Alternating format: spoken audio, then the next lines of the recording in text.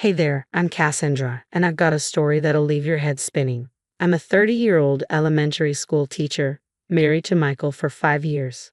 We've been trying for a baby, forever, it feels like, but no luck? It's been a tough road, let me tell you. Cass, maybe we should consider other options, Michael said one night, his voice soft but serious. I nodded, feeling the strange mix of hope and fear. You mean, adoption? He smiled, squeezing my hand. Yeah, what do you think? My heart raced. I think it's perfect. The next day, I'm having coffee with my best friend, Olivia.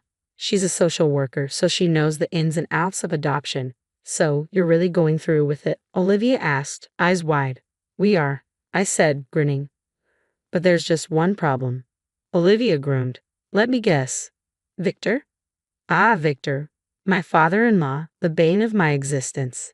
If migraines had a human form, it'd be him. He's obsessed with carrying on the family name. I mimicked his pompous tone. When are you two having grandkids? I swear, he asks us every time we see him. Just then, my phone buzzed. Speak of the devil.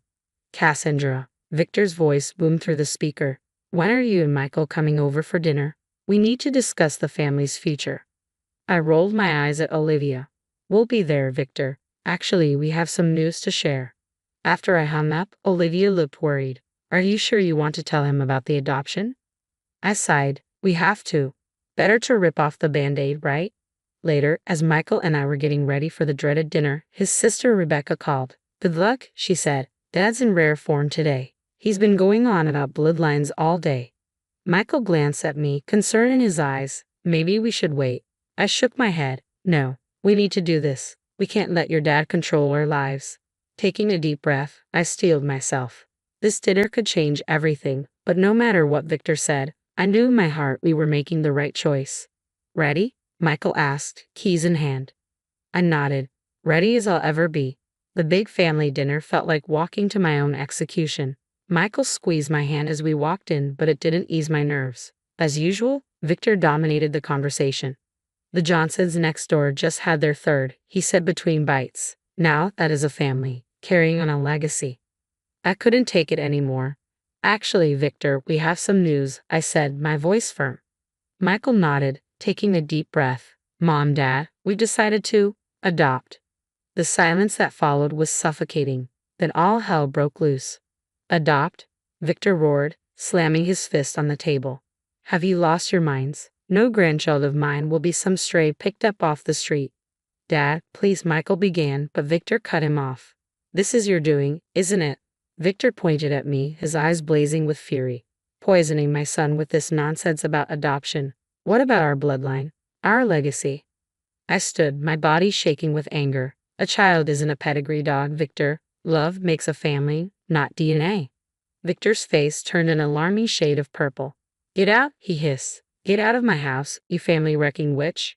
I looked at Michael, hoping, begging for him to say something, but he just sat there, eyes down, silent. Michael, I whispered, but he wouldn't look at me. I said get out, Victor bellowed, grabbing my arm.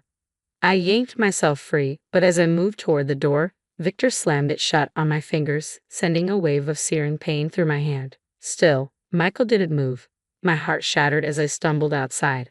Suddenly, I felt a hard shove from behind. I tried to catch myself, but it was too late. I tumbled down the front steps, pain exploding through my body as I hit the ground. Through the haze, I heard screaming. Victor, what have you done? It was Elena's voice, shrill with panic. Rebecca was at my side in an instant. Cass, oh my God, are you okay? I tried to sit up. Everything hurts, I mumbled, barely conscious. Where's Michael? Through the haze, I could see his shocked face framed in the doorway, still standing inside, unmoving. The next few hours blurred together, a whirlwind of hospital rooms, police questions, and endless waiting. X-rays revealed a sprained wrist and some nasty bruises, but no broken bones. Small mercies, I suppose. Michael finally showed up, pale and shaken. Cass, I'm so sorry. I don't know what happened. Dad, I cut him off, my voice cold. Save it, Michael. You stood there and did nothing while your father assaulted me. I don't want to hear it. He reached for my hand, but I pulled away. I think you should go. The days that followed were rough. I stayed with Olivia, unable to face going home. Michael called and texted constantly, but I couldn't bring myself to respond. You need to report this, Olivia urged. Victor can't get away with what he did. I shook my head. It's my word against his. And you saw how Michael reacted. They'll probably back up whatever story Victor comes up with. That's when Victor's neighbor, Mr. Jenkins, knocked on the door. I heard what happened, he said, holding out his phone. I think you need to see this. There, on his security camera footage, was the truth. Victor shoving me down the stairs. I felt a wave of relief and dread. Finally, there was proof. But now I had a decision to make. As I stared at the footage, one thing became crystal clear. Nothing would ever be the same again. The days after the incident were like walking through a fog. I stayed at Olivia's place, unable to face going home. Michael's calls shifted from frequent to occasional, each one more distant than the last. Cass, you need to come home, he said during one call. Dad's really sorry. He wants to apologize. I scoffed. Apologize? He shoved me down the stairs, Michael. He says it was an accident. Maybe if I hadn't provoked him. I hung up, feeling sick to my stomach. Olivia found me crying on the couch later. That's it, she said, fire in her eyes. We're digging into Victor's past. This can't be the first time he's pulled something like this. We spent days combing through public records and making calls. What we uncovered was chilling. 3 domestic disturbance calls at their old address, Olivia read aloud. All mysteriously dropped. I shook my head, disbelieving. How does he keep getting away with this? Money and influence, Olivia sighed. But there's more. I called a friend at the adoption agency. Victor's been sniffing around, asking about ways to disqualify applicants. My blood ran cold. He was trying to sabotage our adoption. That was the last straw. I marched over to the house, my house, and found Michael there. What's going on, Michael? Why are you letting your father control our lives? Michael wouldn't meet my eyes. You don't understand, Cass. Family is everything to Dad. He just wants what's best. Best? I exploded. He assaulted me, and now he's trying to stop us from adopting. That's not true, Michael muttered, his voice growing defensive. You're blowing things out of proportion. I stared at him, the man I thought I knew suddenly a stranger. Who are you? What happened to the man I married? Michael's face hardened. Maybe that man finally grew up, realized the importance of family legacy. Legacy, I scoffed. Is that what we're calling abuse now? You know what? Michael snapped. I can't do this anymore. I want a divorce. The world stopped. A divorce? Dad's right. We want different things. And frankly, I'm tired of your lies about him. I left in a daze, barely able to comprehend how my life had fallen apart so spectacularly. The next day, Rebecca showed up at Olivia's, looking nervous. I found something, she whispered, handing me a flash drive. Dad's been intervening in family matters for years, sabotaging relationships, controlling inheritances, all to protect the bloodline. I scrolled through the files, my horror growing with each new revelation. Rebecca, how long have you known? She looked away. Too long. I'm sorry, Cass. I should have said something sooner. As she left, I felt a spark of determination ignite within me. Victor had controlled this family for too long. It was time to stop him. I turned to Olivia. I need your help. We're going to expose Victor. We can't let him hurt anyone else. Olivia grinned. I thought you'd never ask. What's the plan? As we started plotting, I felt stronger than I had in weeks. Victor thought he had broken me, but he had no idea what was coming. Game on, old man, game on.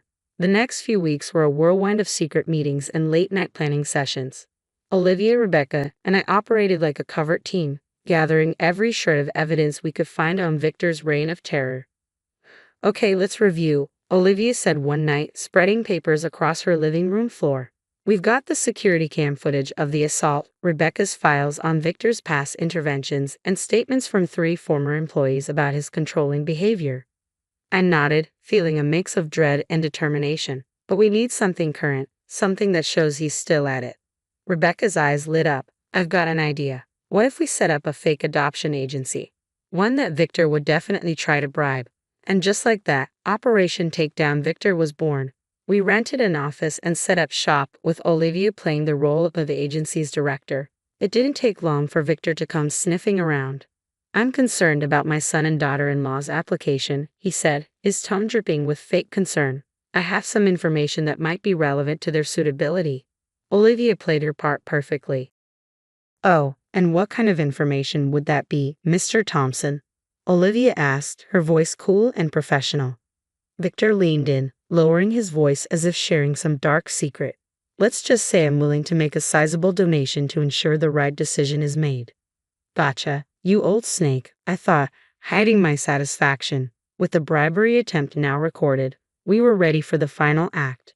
Victor was hosting a large family gathering where he planned to announce Michael's promotion within the family business. It was the perfect stage for our little drama. As Victor stood to make his speech, I glanced at Rebecca and gave her a nod. She clicked a button, and the large screen behind Victor flickered to life. First, the footage of Victor shoving me down the stairs played for everyone to see. Guests filled the room. Then the video cut to him trying to bribe our fake adoption agency. Finally, a montage of testimonies from people he had hurt over the years played, each story more damning than the last. The room erupted into chaos. Victor's face went from confusion to fury, and then panic. "This is all lies," he bellowed, his voice shaking with rage. "Michael, tell them this isn't true." But Michael just stood there, frozen, looking utterly shell-shocked. For once he had no words. That's when Elena, Victor's wife, did something no one expected. She stood up, walked over to me, and took my hand. "No more, Victor," she said, her voice trembling but resolute. "I won't let you hurt anyone else." The aftermath was intense. Domestic violence organizations and adoption agencies quickly picked up the story. Victor's reputation was shattered, and he was facing serious legal consequences for his actions. Michael didn't fare much better. Once people found out he had stood by while his father assaulted me, the court of public opinion turned on him hard. As for me, well, life has a funny way of working out. 1 year later, I'm sitting in the backyard of my new house, watching my adopted daughter Zoe play with her aunt Rebecca. Olivia's inside, probably raiding my fridge as usual. Elena calls from the patio, "Lunch is ready, everyone." As we gather around the table, I can't help but marvel at my new family. It's not what I expected, but it's so much more than I ever hoped for. Victor is serving time for assault and bribery, and Michael is struggling to rebuild his life. Though that's no longer my concern. As for me, I found my calling. I now run a support program for adopted children and survivors of domestic violence at my school. Sometimes, the worst experiences in life lead you to your true purpose. As Zoe climbs into my lap babbling about her day, I realize something important. Family isn't about blood or legacy. It's about love, support, and standing up for what's right. And that's a legacy I'm proud to pass on. Now that Cassandra's journey has come to an end, here's a question for you. If you discovered a family member was actively sabotaging your life plans and had a history of abusive behavior, would you expose them publicly or handle it privately? It's a tough call, right? Public exposure might protect others but could tear your family apart. Handling it privately might preserve relationships but allow the cycle of abuse to continue. Where do you draw the line between family loyalty and justice? Drop your thoughts in the comments. I'm really curious to hear what you think. If this tale of family drama and triumph over adversity got you thinking, hit that like button and subscribe for more stories that challenge your perspective on family loyalty and doing what's right. Trust me, there's plenty more where this came from.